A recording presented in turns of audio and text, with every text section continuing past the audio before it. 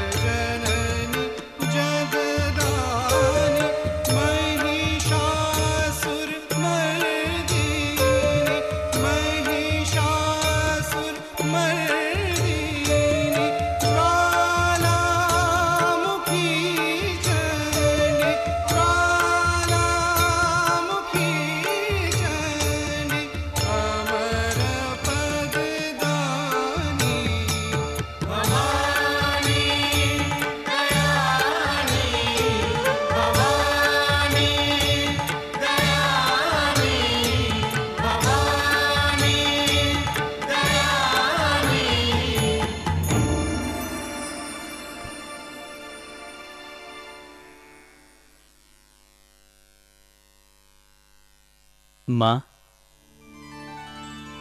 मुझे विवेक दो, वैराग्य दो, ज्ञान दो, भक्ति दो, जिससे मैं तुम्हारा अबाध दर्शन नित्य प्राप्त कर सकूं। ऐसा कर दो माँ।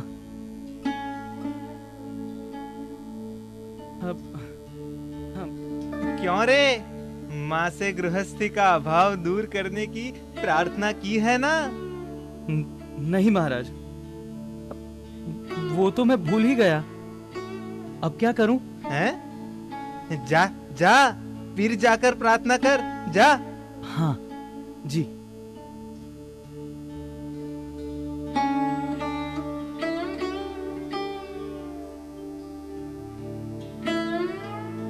क्यों रे, अब की बार तो कह आया ना? नहीं महाराज, माँ को देखते ही एक दैवी शक्ति के प्रभाव से सब बातों को भूलकर केवल ज्ञान, भक्ति, लाभ की बातें ही कही है। अब क्या होगा? अरे ये क्या रे, अपने को संभाल के वैसी ही प्रार्थना क्यों नहीं कर सका? हो सके तो एक बार जा जाकर उन बातों को कह आ। जा, जल्दी जा, जा। जी, ये कैसी तुच्छ बात मैं मां से कहने आया हूं। आज मां के ऐसे अद्भुत दर्शन हुए हैं और मैं ऐसी मूर्खता की बात करूं। ये तो ऐसा ही हुआ ना कि राजा की प्रसन्नता प्राप्त करने के बाद उनसे कद्दू कौड़ा मांगना। मां, मैं और कुछ नहीं मांगता। मुझे केवल ज्ञान और भक्ति दो मां, ज्ञान और भक्ति दो। ये निश्चय ही ठाकुर की लीला है। नहीं तो 3 बार मैं मां के पास जाकर कुछ नहीं कह सका। ठाकुर, आपने ही मुझे भुला दिया था। अब आपको ही कहना होगा, जिससे मेरे परिवारजनों को अन्न वस्त्र का कष्ट ना हो। कहिए। अरे, मैं तो वैसी प्रार्थना किसी के लिए कभी नहीं कर सकता। मेरे मुख से तो वैसी बातें निकलती ही नहीं है। तुझे कह दिया कि माँ से जो कुछ मांगेगा वही पाएगा। अब तू नहीं मांग सका, तेरे भाग्य में संसार सुख नहीं है, तो मैं क्या करूं? ये नहीं चलेगा महाराज, आपको मेरे लिए वो बात कहनी पड़ेगी।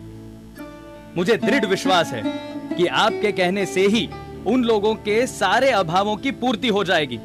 आपको कहना ही होगा, मतलब कहना ही होगा। अच्छा, जा। उनको अन्न वस्त्र का अभाव नहीं रहेगा। ठाकुर, माँ का गाना सिखा दीजिए ना। अच्छा, ठीक है। तू भी ना एकदम पागल है। अच्छा, सुन।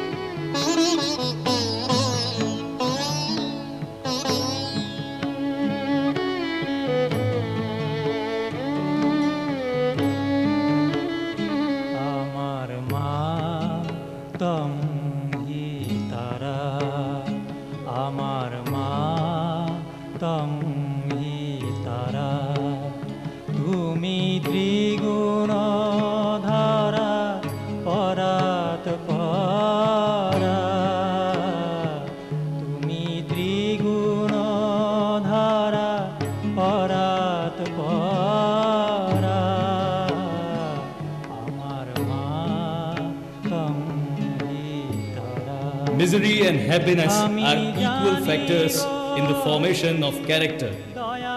In some instances, misery is a greater teacher than happiness. In the vast majority of cases, it would be found that it was misery that taught more than happiness. It was poverty that taught more than wealth. It was blows that brought out the inner fire more than praises. गुरु की महिमा अपरंपार है और ठाकुर रामकृष्ण परमहंस के रूप में गुरु का साया नरेन और उसके परिवार पर था, तो परिस्थितियां बेहतर होती ही गई। इधर ठाकुर की तबीयत कुछ दिनों से बिगड़ रही थी। गले का रोग उन्हें हो गया था, जो घातक सिद्ध हो रहा था, क्योंकि ठाकुर कोई परहेज तो करते ही नहीं थे। अमूमन भगवत सुनाते सुनाते समाधि में विलीन हो जाते और घंटों नाचते रहते। ईश्वर प्रेम तो उनकी सबसे बड़ी ताकत थी, किंतु समाधि से पैदा होने वाली ऊर्जा उनका कमजोर शरीर अब बर्दाश्त नहीं कर पा रहा था। अपनी सभी शक्तियां और सिद्धियां वे नरेन को सौंप चुके थे। चाहते थे कि नरेन एक विशालकाय बरगद की भांति लोगों को सहारा दे, ज्ञान बांटे। नरेन ने जब अपनी भारत भ्रमण की इच्छा जाहिर की तो वे प्रसन्न हुए। 16 अगस्त 1886 की रात नरेन के कानों में महाकाली का नाम लेकर वे महासमाधि में लीन हो गए। इधर नरेन ने गुरु मां शारदा देवी की आज्ञा लेकर संन्यास धारण किया और परिव्राजक के रूप में भारत भ्रमण को निकल पड़े। ठाकुर की आज्ञा का पालन करते हुए नरेन ने सभी गुरु बंधुओं को एकत्रित किया और 12 नगर मठ की स्थापना की और सभी वहां सन्यासियों की तरह रहने लगे। नरेन ये चाहते थे कि सभी गुरु भाई यात्रा पर निकले और अलग अलग यात्रा धामों पर जाएं और संत महात्माओं से मिले। वे स्वयं भी भारत भ्रमण करना चाहते थे और अब जब वे गुरु मां शारदा देवी के पास आज्ञा लेने गए तो उन्होंने कहा कि तुम अपनी माता भुवनेश्वरी देवी की आज्ञा लो। नरेन का जवाब इस पर यह था कि अब आप ही मेरी माता हैं और आप ही मुझे आज्ञा दे सकती हैं। सन 1887 के जनवरी महीने में नरेन ने संन्यास धारण कर स्वामी विविदिशानंद नाम ग्रहण किया था। परिव्राजक के रूप में भारत का भ्रमण करने के दिनों में वे अपना परिचय गुप्त रखने के लिए अलग अलग नामों का सहारा लेते थे।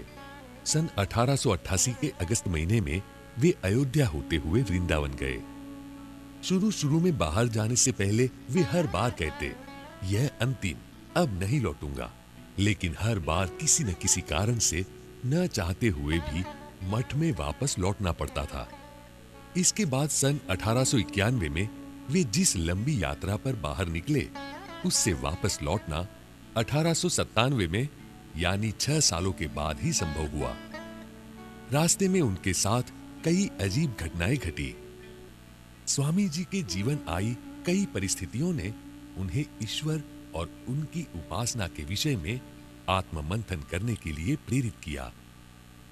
बचपन में स्वामी जी मूर्ति को सामने रख ध्यान करते थे।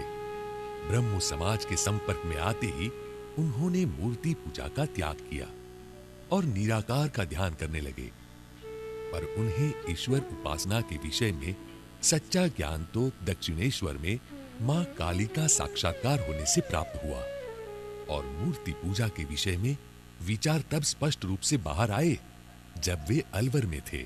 और हुआ यूं कि धीरे धीरे अलवर के राजा मंगल सिंह के दीवान मेजर रामचंद्र के कानों में यह समाचार पहुंचा कि शहर में एक विशेष महात्मा का आगमन हुआ है। मेजर तुरंत ही स्वामी जी को मिले, उनसे बातचीत की और समझ गए कि स्वामी जी एक बड़े विद्वान, मेधावी और अनुभूति संपन्न महायोगी है। मेजर समझ गए कि स्वामी जी को राजा से मिलाना चाहिए ताकि अंग्रेजी हाव भाव से ग्रसित महाराजा की बुद्धि बदल सकती है। ये सोचकर उन्होंने महाराजा को संदेशा भेजा कि एक साधु आए हैं और वे अंग्रेजी के महापंडित हैं। ये बात सुनकर महाराज स्वामी जी से मिलने बड़े आतुर हो गए। राजा ने स्वामी जी को अपने राजभवन में आमंत्रित किया।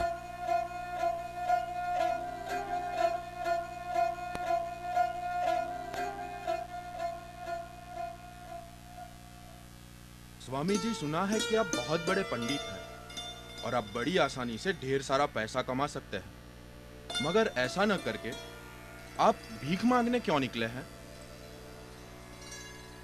योर हाइनेस, इस दुनिया में सबसे कठिन काम है सन्यासी बन जाना और एक ही चीज खोजना, और वो है ज्ञान, नॉलेज, जो मैं खोज रहा हूं।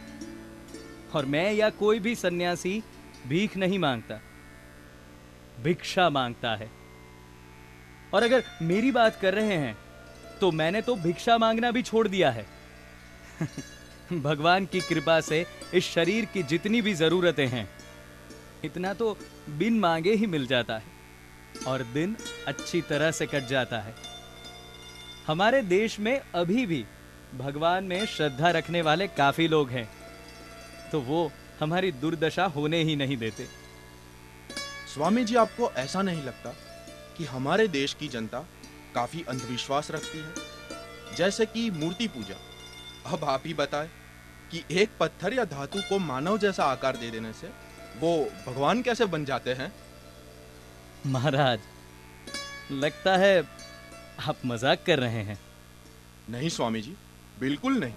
वास्तव में हम लोगों की तरह लकड़ी, मिट्टी या धातु की पूजा नहीं कर सकते। इसलिए हम समझते हैं कि जो लोग मूर्ति की पूजा करते हैं वो मूर्ख हैं। कोई मुझे ये तस्वीर उतार कर दे सकता है?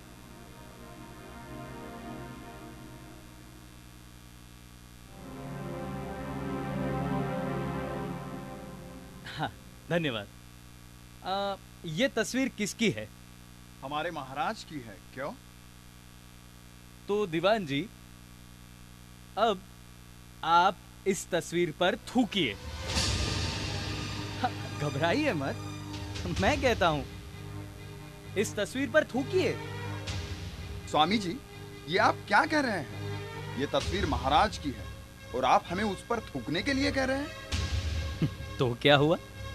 महाराज तो हमारे सामने बैठे हैं। वो शरीर के साथ इस तस्वीर में तो नहीं। इसके भीतर महाराज का हाड़ मांस या खून तो नहीं है ना। तो फिर इस तस्वीर पर थूकने में आप लोगों को क्या हर्ज है? स्वामी जी, ऐसी घिनौनी हरकत हम कैसे कर सकते हैं? हमारे लिए स्वयं महाराज या उनकी तस्वीर सभी पूजनीय है। दीवान जी, तो मुझे अफसोस के साथ कहना पड़ रहा है कि आप मूर्ख हैं। स्वामी जी, ये आप क्या कह रहे हैं? क्यों? महाराज, आप ही ने तो कहा कि जो लोग कागज, पत्थर, धातु या लकड़ी की पूजा करते हैं वो मूर्ख हैं। इसी तरह आपकी तस्वीर को दीवान जी पूजनीय मानते हैं, तो वो भी तो मूर्ख हुए ना। देखिए महाराज, ये सिर्फ तस्वीर है, आप नहीं, आपका देह नहीं। फिर भी जो आपकी इज्जत करता है वो इस तस्वीर की भी इज्जत करता है। वैसे ही जो मूर्ति पूजा करता है वास्तव में वो मूर्ति की नहीं बल्कि मूर्ति के रूप में भगवान की पूजा करते हैं। और बस बस स्वामी जी, अब और हमें शर्मिंदा मत कीजिए। हम भटक गए थे, आपने हमें सच्चा रास्ता बताया। स्वामी जी, आप महान हैं, हमें माफ कर दीजिए और आज के बाद हम हमेशा मूर्ति में बसे भगवान की पूजा करेंगे।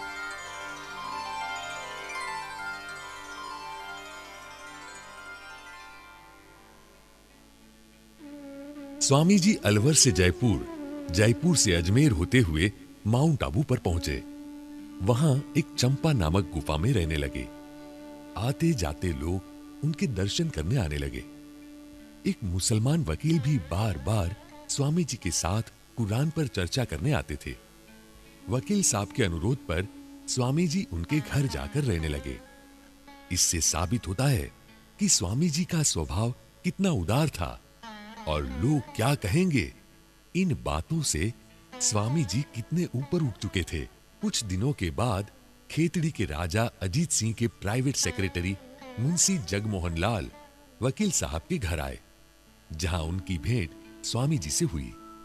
मुंशी जी ने स्वामी जी से कई विषयों पर चर्चा की और पहली ही मुलाकात में मुंशी जी बहुत प्रभावित हो गए।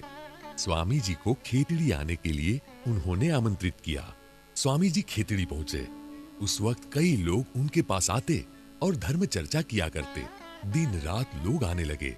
स्वामी जी हर एक के साथ अलग अलग विषय पर चर्चा करते रहे, लेकिन स्वामी जी ने कुछ खाया पिया है या नहीं ये कोई नहीं पूछता और स्वामी जी ने भी किसी से कुछ नहीं कहा। ऐसे ही 3 दिन और रात गुजर गए। तीसरी रात थोड़े वक्त के लिए स्वामी जी अकेले बैठे थे। तब एक चमार स्वामी जी के पास आया जो उन्हें 3 दिनों से देख रहा था।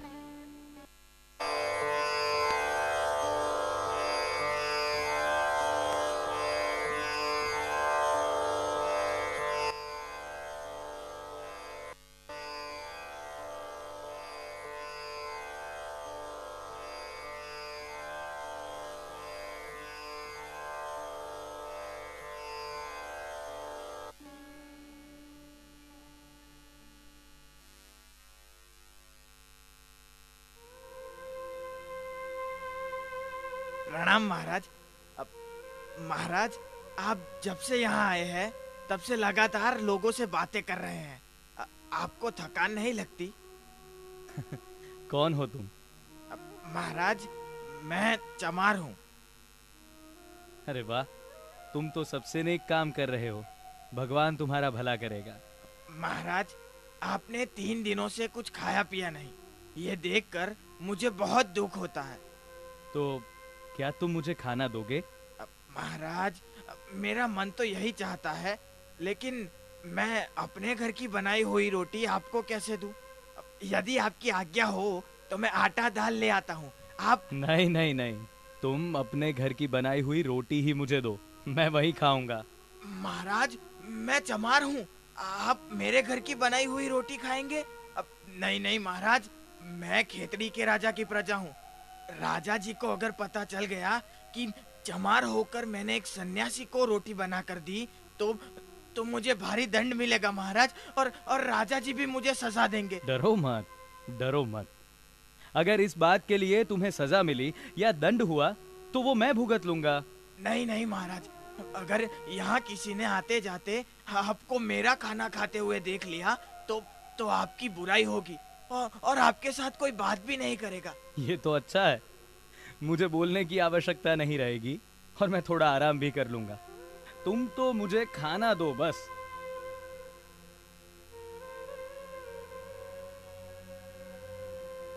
अरे अरे भाई, यहाँ आओ आओ।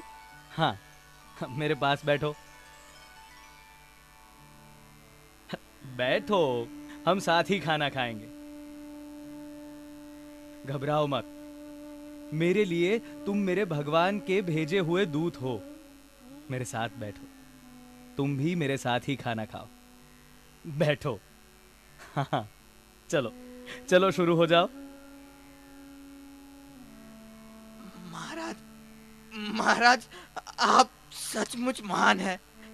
आज तक किसी ने मेरे साथ इतनी अच्छी तरह से बात तक नहीं की है। महाराज, आप सचमुच महान हैं। बस बस भाई बस, जो दूसरों की भलाई सोचता है वो ही सबसे महान है, और इस तरह तुम मुझसे भी महान हो, ये याद रखना। महाराज, मैं तो आपके दर्शन करके धन्य हो गया। वाह वाह, क्या स्वाद है। ये रोटी कैसे बनाई, मैं तो बयान नहीं कर सकता। आज मैं ये रोटी खाकर तृप्त हो गया। सच पूछो तो कितने समय से मैंने इतना अच्छा खाना नहीं खाया। आहा हा हा, तुमने तो मेरी माता जी की याद दिला दी। मैं सच्चे दिल से भगवान से तुम्हारे लिए प्रार्थना करूंगा। अरे अरे ओ चमार, उठ यहाँ से। तेरी हिम्मत कैसे हुई स्वामी जी के पास जाने की? चल निकल, निकल यहाँ से। अरे अरे रुको, ये क्या कर रहे हो?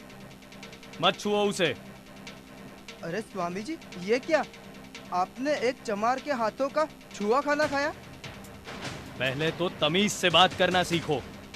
पहले ये एक इंसान है और उसके हाथों का छुआ ही नहीं, बनाया हुआ खाना खाया है, तो क्या हुआ?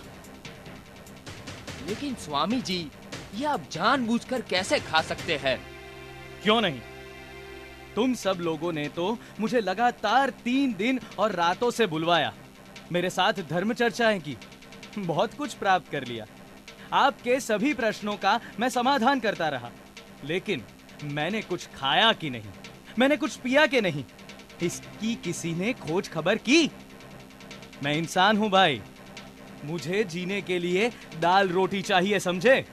स्वामी जी, हमें बताया होता तो हम आपके भोजन का प्रबंध करते। क्यों? हाँ, क्यों बताऊं? क्यों बताऊं?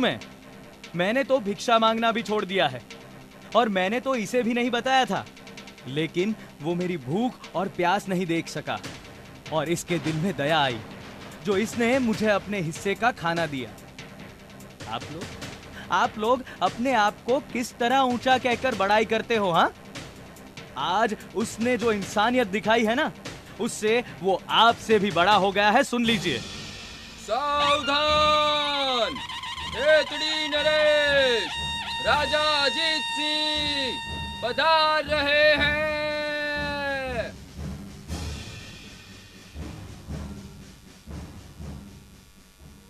प्रणाम स्वामी जी। नारायण। खेतड़ी नरेश, उठिए उठिए राजन। ये क्या स्वामी जी, हमने सुना कि आप 3 दिनों से स्टेशन पर रह रहे हैं, कितनी असुविधा हुई होगी आपको। स्वामी जी, कृपा करके आप ये फल ग्रहण कीजिए। मैंने तो अभी अभी बहुत स्वादिष्ट भोजन ग्रहण किया है राजन। अरे वाह, आपको भोजन किसने दिया?